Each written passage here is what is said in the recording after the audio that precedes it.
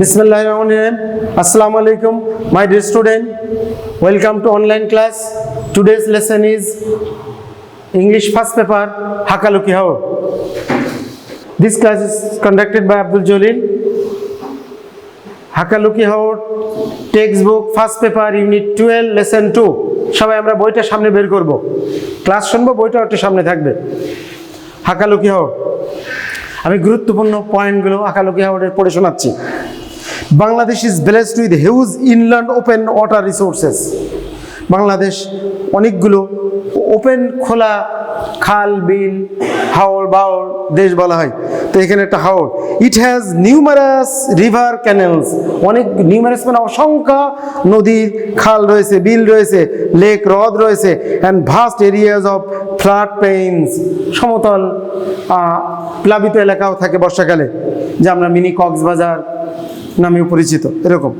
Hakaluki Haor is one of the major wetlands of Bangladesh. Hakaluki Haor একটি গুরুত্বপূর্ণ ভিজা জমির মধ্যে একটি, with a land area of 18,386 hectares.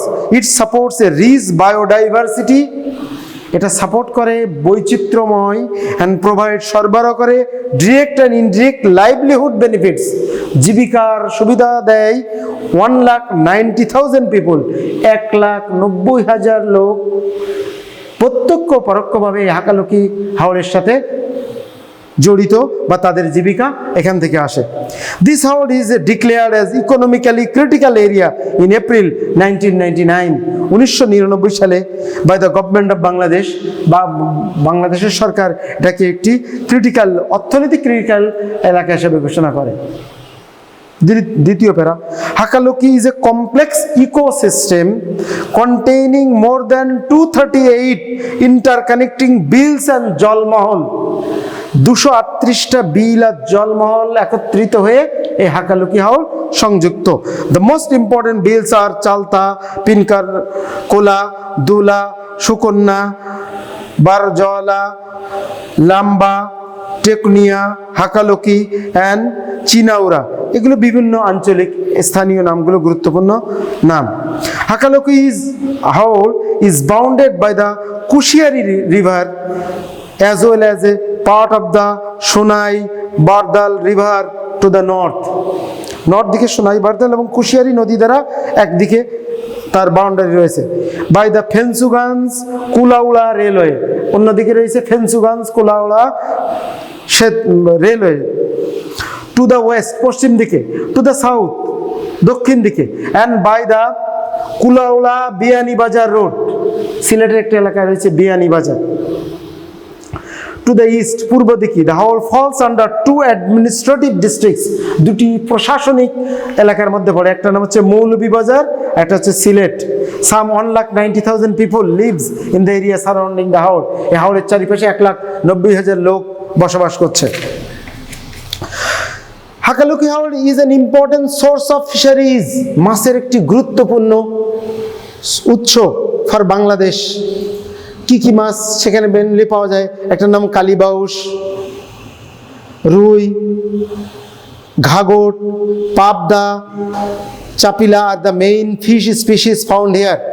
From the Kushiyari there are frequent upstream movement of fish towards the beels. Kushiyara নদী থেকে সর্বদা মাছ বিলের দিকে ওঠে। The beans in Hakaluki Haor provide water shelter for the mother fisheries, মা মাছদের আশ্রয় দান করে এই বিল। In early monsoon this mother fisheries produce millions of fries, এই মা মাছগুলো ছোট ছোট বাচ্চা দেয় লক্ষ লক্ষ সংখ্যায়, for the entire downstream fishing communities, পুরো বিলের জন্যই। Flood plains are also an important source of fisheries resources within the area.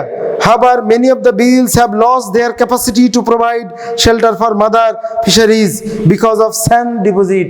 বালি জমে যাওয়ার কারণে অনেকগুলো বিল এখন গভীরতা হারিয়ে ফেলেছে এবং ফলে তারা মা মাছের জন্য কোনো শেল্টার দিতে পারছে না। because of the sand river, upstream rivers and canals, use of the complete dewatering technique. Dewatering মানে পানি বন্ধ রাখা বা পানি বন্ধ করে দেওয়া স্রোতগুলো এই কারণেও হতে পারে। of fishing and lack of aquatic plants, মাছের খাবারের উৎস বন্ধ হওয়ার কারণে, to provide feed and shelter for parent fish. Last para. The Haor is an important resting place for migratory waterfowls flying from the north.